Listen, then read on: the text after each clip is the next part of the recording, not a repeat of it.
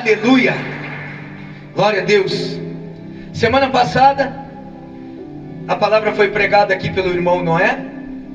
Para aqueles que estavam no culto. Quem é que estava? Só para mim entender, localizar, ver quem estava. Amém? Muitos não estavam. Eu estava em viagem, não estava em Pelotas, então por isso também a minha ausência. Então na semana passada, o capítulo pregado foi o capítulo 15, aonde Jesus, ele se apresenta como a videira verdadeira, e apresenta o Pai como o lavrador, apresenta os discípulos e todos nós como ramos, né? Que somos aqueles que, por estarem nele, dão frutos. Então aí foi falado sobre a poda, sobre o corte. E aí no decorrer do capítulo, o cenário que finaliza é um cenário um pouco mais tenso, aonde Jesus ali, ele finaliza esse capítulo preparando os discípulos sobre o ódio que o mundo tinha com ele, e por consequência que os discípulos também seriam odiados.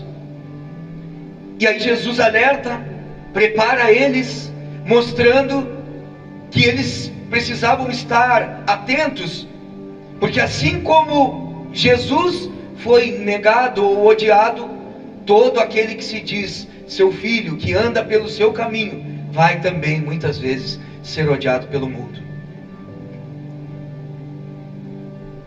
Então, debaixo deste contexto, nós vamos iniciar o capítulo 16 hoje. Eu quero trazer como tema da ministração dessa noite: paz de Deus versus aflições do mundo. Versículo 1 de João 16, abra comigo. Você que tem o aplicativo da Bíblia no seu celular, você que está com a Bíblia impressa, abra e acompanhe. É importante a gente realmente verificar se aquilo que está sendo falado realmente diz na Bíblia. Diz assim o primeiro versículo: tendo-lhes dito tudo isso, para que vocês não venham a tropeçar. Então aqui, debaixo desse cenário, aonde após a ida de Jesus, a morte, ressurreição e ascensão aos céus, ele enviaria o Espírito Santo, conforme vamos ler no decorrer desse capítulo. Jesus prepara a eles, e já nesse primeiro momento eu falo essas coisas, eu estou dizendo isso para vocês, para que vocês não venham a tropeçar. Outras versões, talvez a tua, ela diz escandalizar. Então aqui Jesus, ele traz a responsabilidade, e ele diz, ele mostra que a responsabilidade, ela fortalece o caráter. Todas as vezes que eu e você nos responsabilizamos por algo, isso fortalece o nosso caráter. Todas as vezes que você deixa de botar as culpas, ou eu, em alguém, e você assume, o que você está dizendo? Eu assumo a responsabilidade. Muitas vezes a minha vida espiritual, ela não é a que deveria, e muitas vezes a gente põe a culpa no pastor, põe a culpa no irmão, põe a culpa no marido, põe a culpa nos filhos. Eu não tenho mais tempo, eu não tenho mais tempo porque agora eu tenho filho, eu não tenho mais tempo porque agora o serviço está me consumindo, eu não tenho mais tempo porque eu casei. E a gente acaba muitas vezes sendo essas pessoas que através disso mostram que tem deturpação e dificuldades ainda a serem resolvidas no seu caráter. Então quando eu me responsabilizo, eu estou o quê? Fortalecendo o caráter. Então Jesus fala para eles: olha, eu estou falando que vocês vão ter perseguições, vocês vão ter lutas, mas para que vocês não venham tropeçar, eu já estou preparando vocês. Essa palavra tropeçar ou escandalizar, ela dá a ideia de tropeço por causa de um obstáculo. Aqui não tratava-se de uma tendência interior para abandonar. Não era uma coisa que a pessoa estava pensando já dentro de si, eu vou abandonar Jesus. Não era isso. Era algo que viria no lado externo, que afligiria eles, e que muitas vezes poderia influenciar na caminhada e fazer com que eles parassem, se escandalizassem, tropeçassem, abandonassem Jesus. Então Jesus aqui está demonstrando a sua preocupação pastoral, pois ele sabia que a fé deles agora, a partir daquele momento, ela seria testada. Aonde? Diante daquelas adversidades.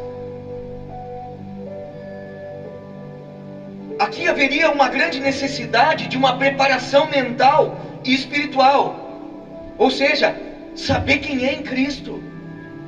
Quem é Cristo para eles? Era isso que Jesus estava trazendo. Vocês vão precisar estar convictos. Porque se eles não tivessem essa preparação mental e essa preparação espiritual, eles não tinham um fundamento.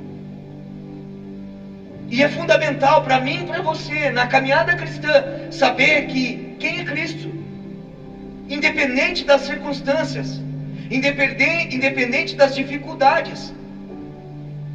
Quando está tudo bem, Jesus continua sendo poderoso, mas quando está dando tudo mal, Ele continua sendo poderoso. Quando está dando tudo bem, Ele continua sendo bom. Quando está dando tudo mal, Jesus continua sendo bom.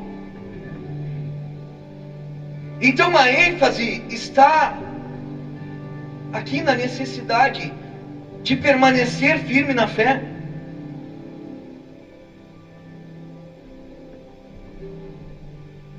Mesmo quando essas pressões externas, elas possam levar ao medo e também à dúvida. Tem horas que eu e você, seja sincero, diante de cenários desfavoráveis, muitas vezes não entra o medo. Muitas vezes em cenários complexos, muitas vezes não entra a dúvida. E é isso que Jesus está falando. Ei, deixa eu contar para vocês. Vocês vão passar por isso. Eu não estou vendendo uma historinha da carrochinha que nem se vende hoje. Ou seja, venha para cá que seus problemas acabaram. É vir para a igreja e deu. Tem um Papai Noel, não, pai. Tu tem um mágico da lâmpada, mas tu não tem um Deus. É isso que é oferecido. Se vende o evangelho como se fosse um evangelho realmente de barganha, de troca com Deus. Então aqui Jesus está preparando. Vai vir momentos que lá na frente vai querer entrar a dúvida, vai querer entrar o medo no coração de vocês. Aí ele segue, vai no 2 comigo. Olha o que diz o 2. Vocês serão expulsos das sinagogas. De fato, virá o tempo quando quem os matar pensará que está prestando o quê? Olha o que diz ali. Prestando culto a Deus. Agora tu imagina, para um judeu, essa era uma questão dolorosa, uma experiência que realmente era difícil de lidar. Ser expulso da sinagoga. Por quê? Porque a sinagoga era o lugar de comunhão com Deus, o lugar de buscar, de ouvir as Escrituras. Então agora, pelo próprio Deus, por amar o próprio Deus, por receber o Messias, o próprio Cristo, agora eles não mais poderiam frequentar aquele lugar.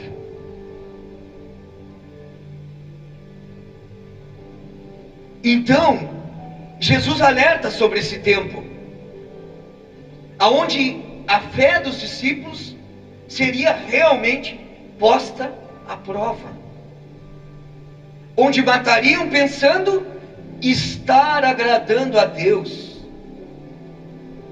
Agora abre comigo aí um texto para nós embasarmos isso. Olha o que diz em Atos capítulo 26. Atos 26, do 9 ao 11. Abre aí comigo, por favor.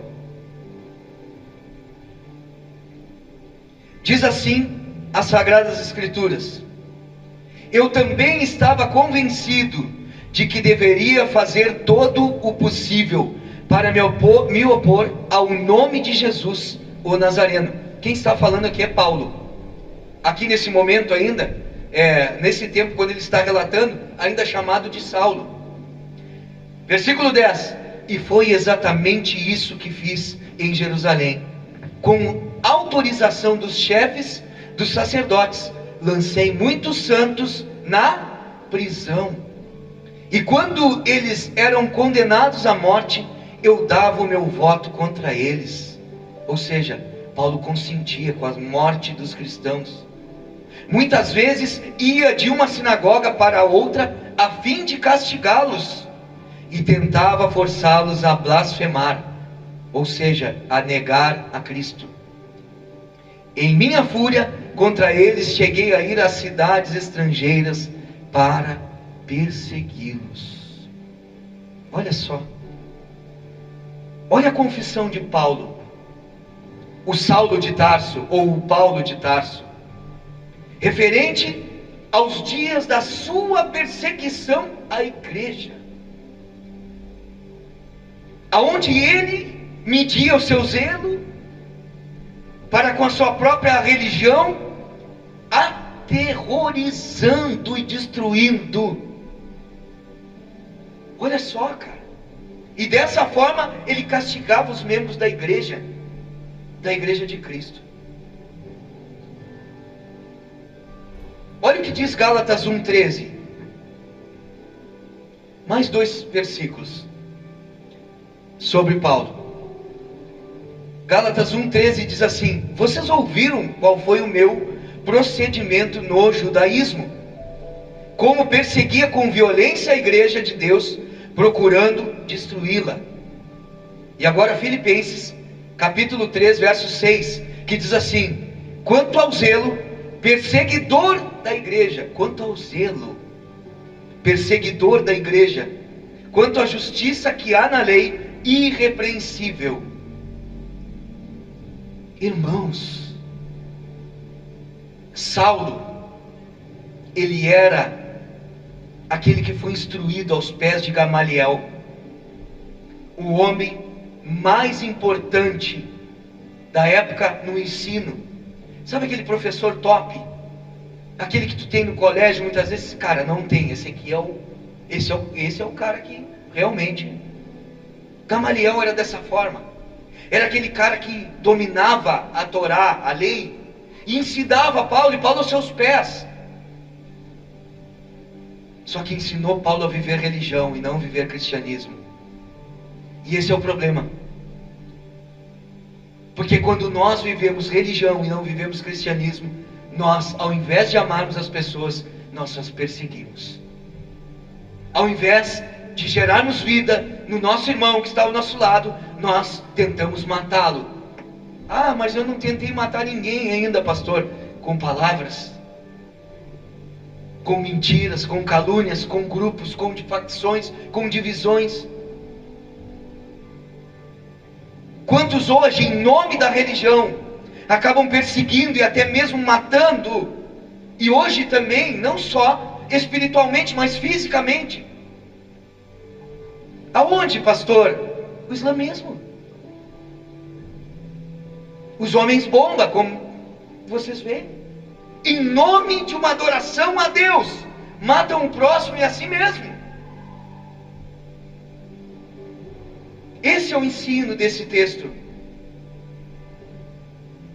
Que assim como odiaram Jesus, assim como levaram ele à morte, assim como repudiaram, não aceitaram a sua mensagem, eles também odiariam os seus discípulos e, por consequência, odiarão a nós. O mundo, o que é o mundo, irmãos? O sistema de falsos valores, Ou seja, trazer uma cultura do céu a uma cultura terrena vai dar choque.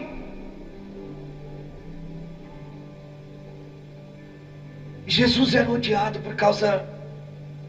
pois a sua vida confrontava as suas atitudes. Por isso que ele era perseguido. Agora, todo aquele também que se posiciona em Cristo, ele também será perseguido. Agora eu te faço uma pergunta: você tem sofrido alguma perseguição? Será que o mundo tem te perseguido ou você está andando na mesma direção dele?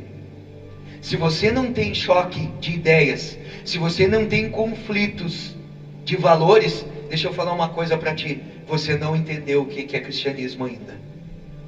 Eu também não entendi se eu não tenho choque. Ah, mas não, a gente tem que pacificar, sim. Eu não estou dizendo para te agarrar e brigar com a pessoa, mas tu precisa ter posição daquilo que tu crê.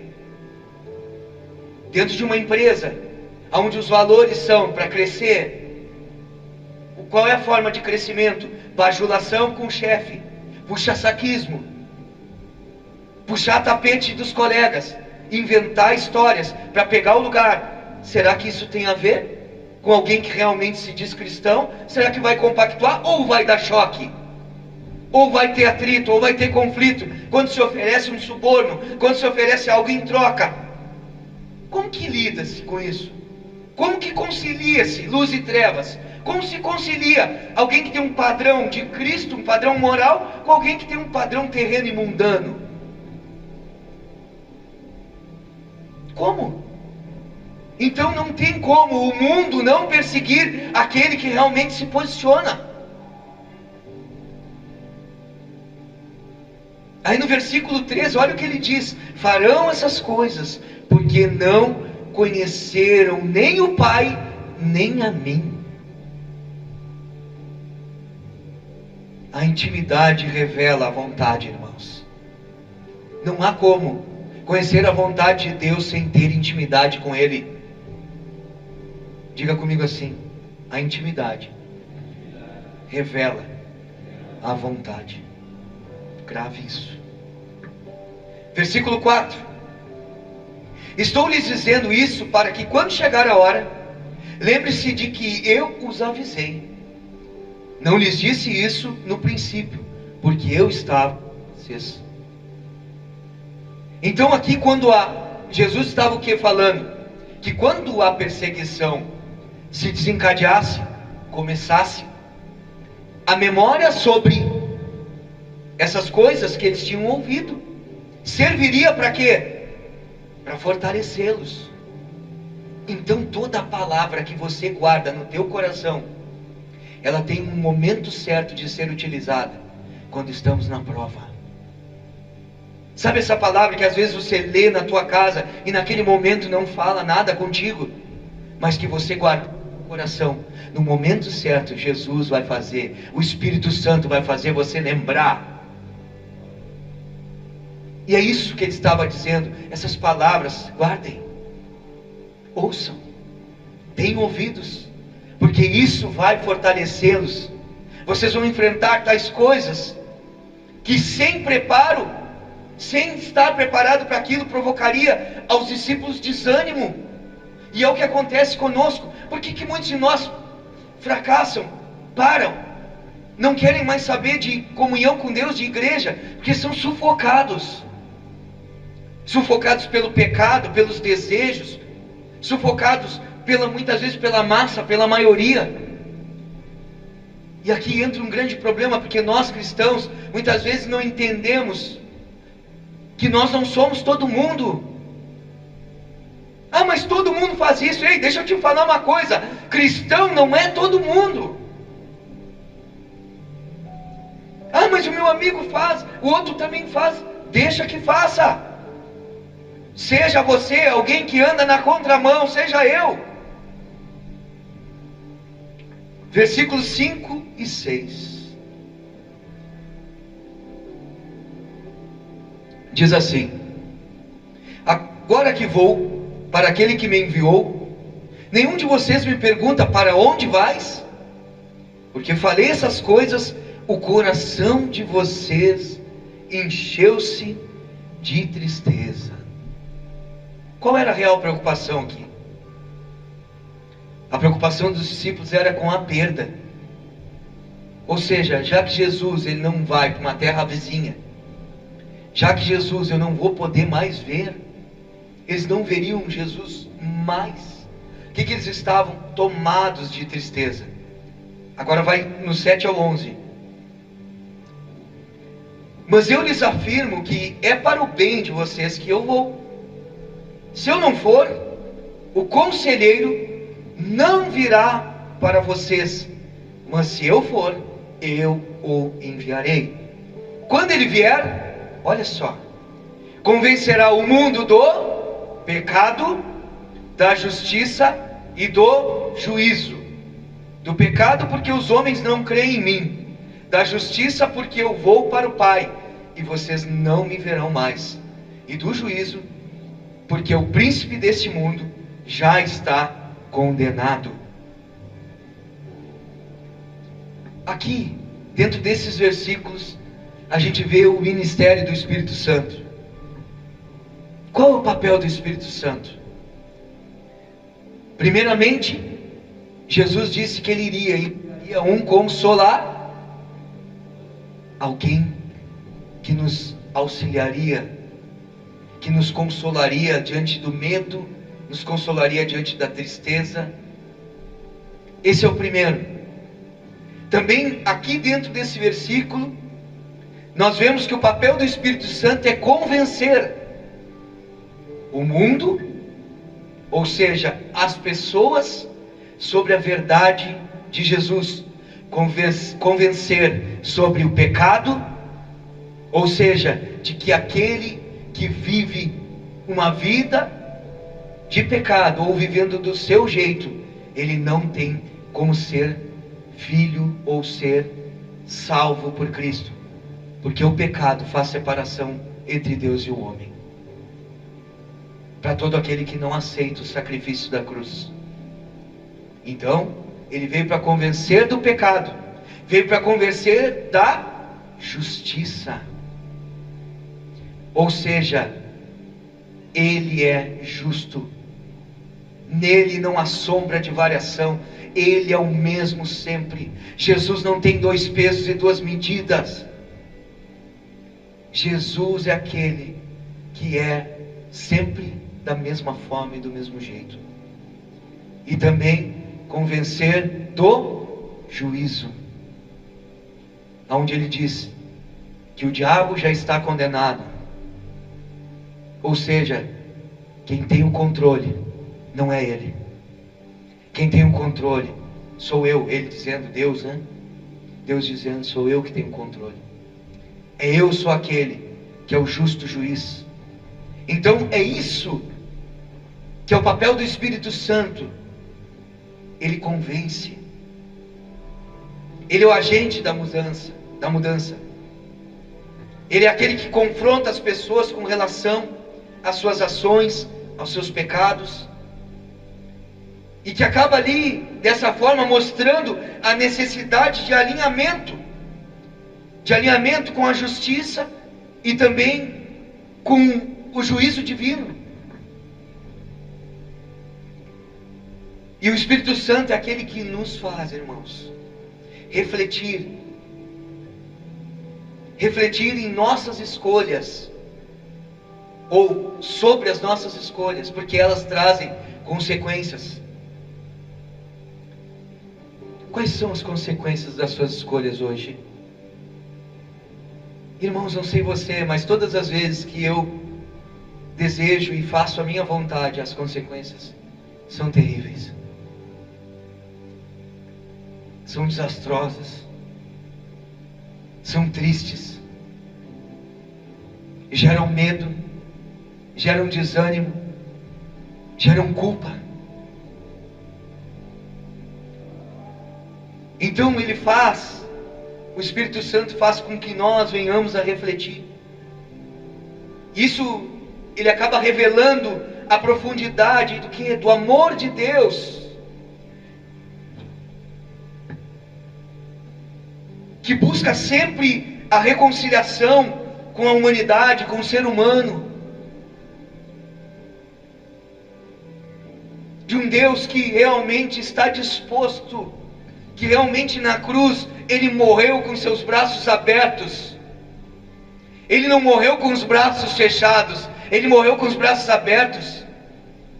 A palavra diz que os seus braços não estão encolhidos para que não possam alcançar, e os teus ouvidos não estão fechados para que não possam ouvir. Ele é aquele que está atento.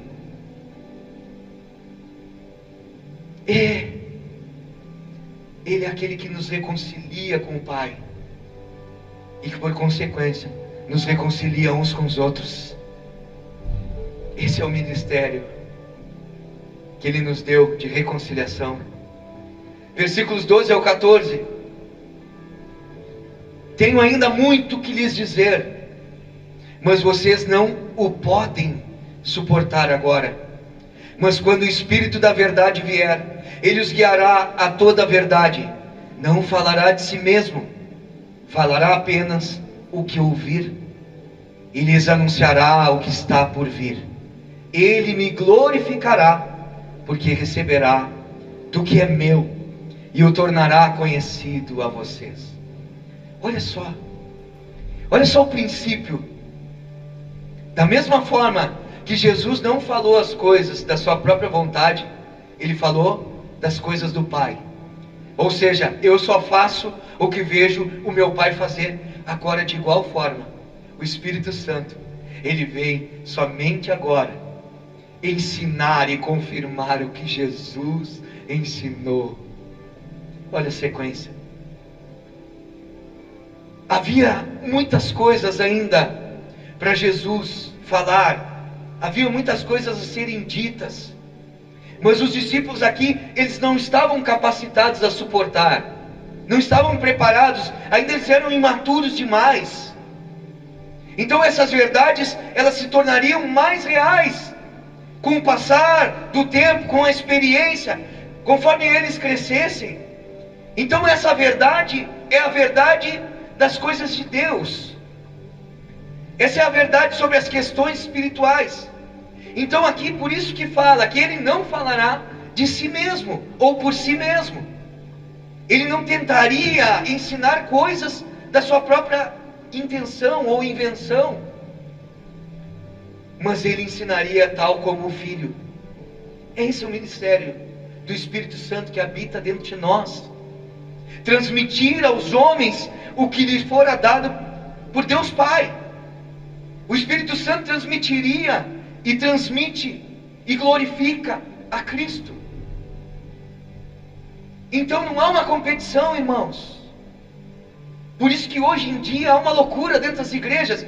As pessoas querem falar em nome como se tivessem tomadas pelo Espírito Santo, algo que a Bíblia não fala. Querem profetizar coisas que a Bíblia não diz. Se levantam os profetas, vai entregar a palavra, amém, se for alinhada com a Bíblia, se for de Deus, tudo tranquilo, nós cremos nos dons, cremos, mas cremos também que o dom é sujeito, nós cremos que o dom é sujeito primeiramente a Deus, porque é dele, é dons do Espírito, então precisa estar alinhado. Assim como o Espírito Santo glorificou Jesus, eu e você também precisamos glorificá-lo. Então não adianta sair falando coisas que muitas vezes não diz na palavra. Pessoas querendo dar data da volta de Jesus, pessoas marcando, isso não fala, irmãos. Não acredite nisso. Devemos falar o que Jesus cravou, o que a palavra de Deus está dizendo, isso sim. Eu confesso a vocês que eu fico irritado às vezes com isso. E aí tu vai ver quantas visualizações de vídeo está lá, um monte. Estourado, a pessoa começa a ser remunerada no YouTube só, ou nos vídeos aí, nos outros tipos aí, plataformas, porque tem um vídeo que fala da volta de Jesus numa data.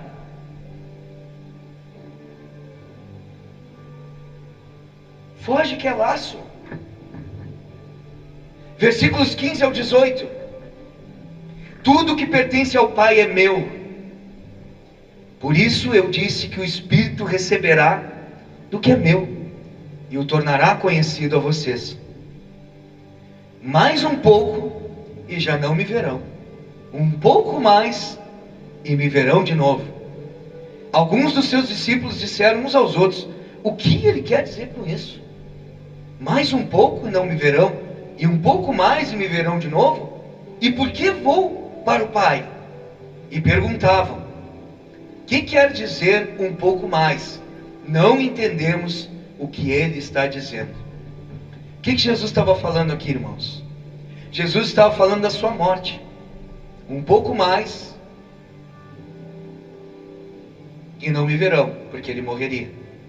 Um pouco mais e me verão, porque ele iria ressuscitar e aparecer para os discípulos. Então no 19 ele diz: Jesus percebeu que desejavam interrogá-lo a respeito disso. Pelo que lhes disse: vocês estão perguntando uns aos outros o que eu quis dizer quando falei mais um pouco e não me verão? Um pouco mais e me verão de novo? Digo-lhes que certamente vocês chorarão e se lamentarão, mas o mundo se alegrará. Por quê? Por que o mundo se alegrou? Porque odiou Jesus, odiou a sua mensagem. Vocês se entristecerão, mas a tristeza de vocês se tornará em alegria. A mulher que está dando à luz sente dores, porque chegou a sua hora.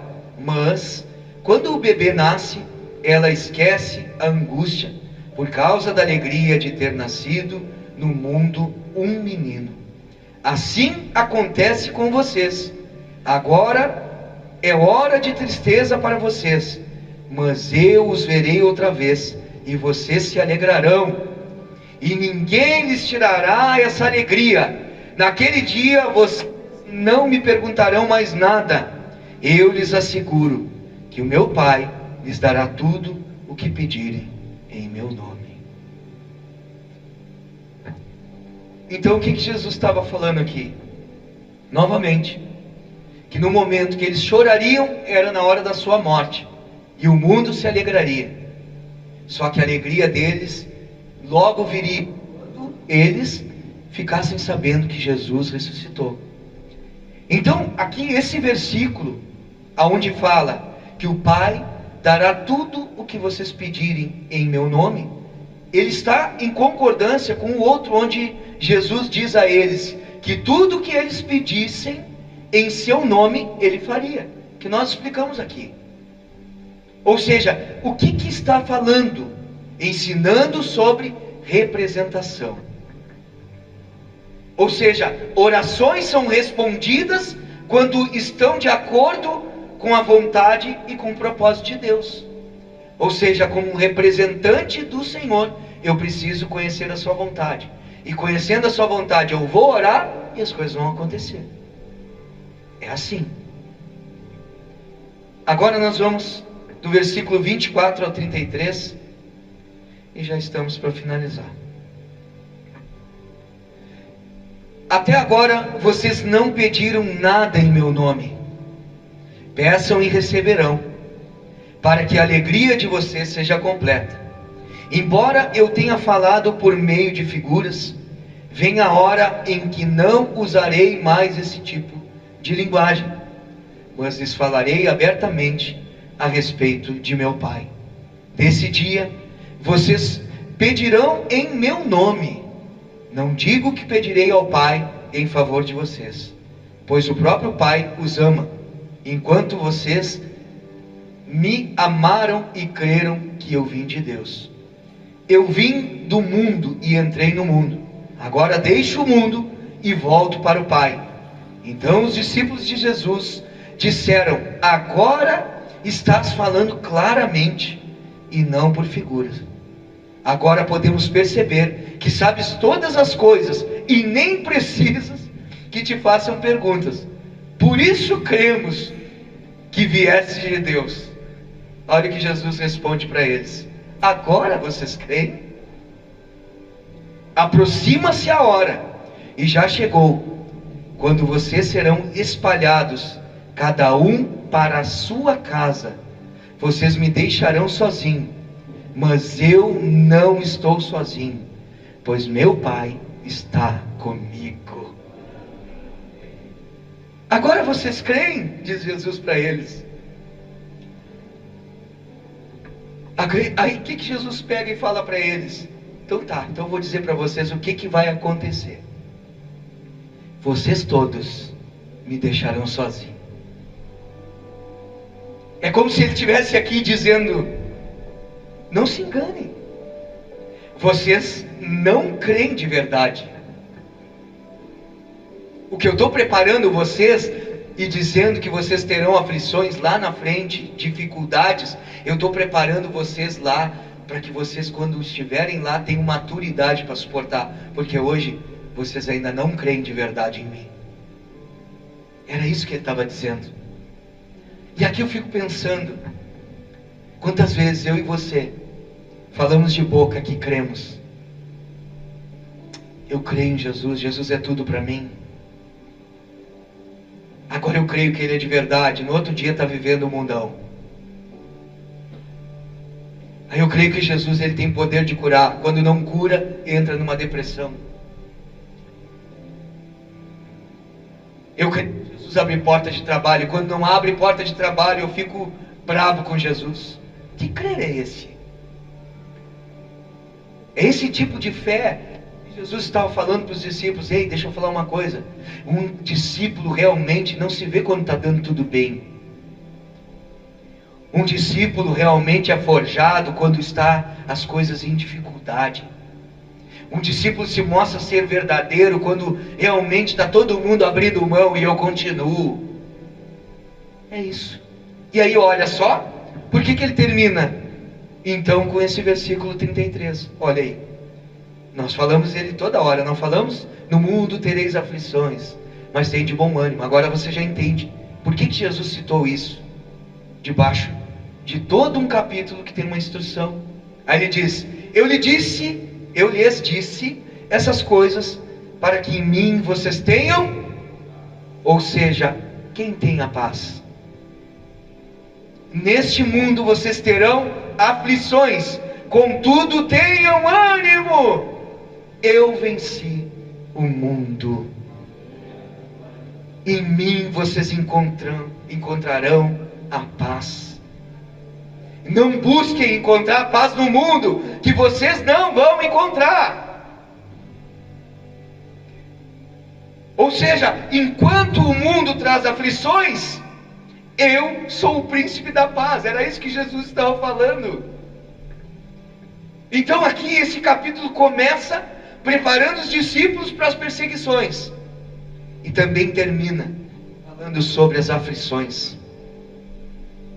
Então, a minha pergunta para ti: quem é o teu Salvador? Quem é o teu Senhor? Quem é? Você sabia que Ele foi odiado? Sim ou não? Você sabia que Ele foi perseguido pelo mundo? Sabia? Então pare de pensar que o mundo vai ter paz com você. Pelo contrário, ele te oferecerá aflições.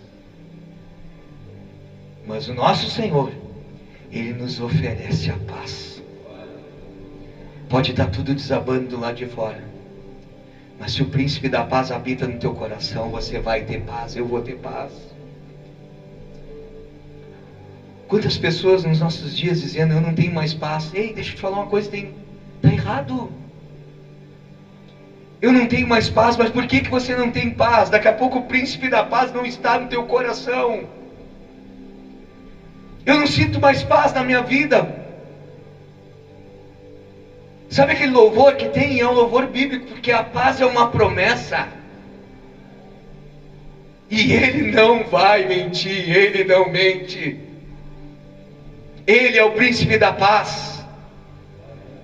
Ele é o príncipe da paz. Isso tem que queimar o nosso coração, irmãos. Isso tem que fazer sentido para nós. Não importa a batalha, a luta, se o príncipe da paz está no meu coração, eu vou ter paz. Eu vou deitar minha cabeça no travesseiro e vou dormir, e vou descansar, e vou repousar, porque a minha vida está nas mãos do príncipe da paz. Aleluia. Vamos ficar de pé. Glória.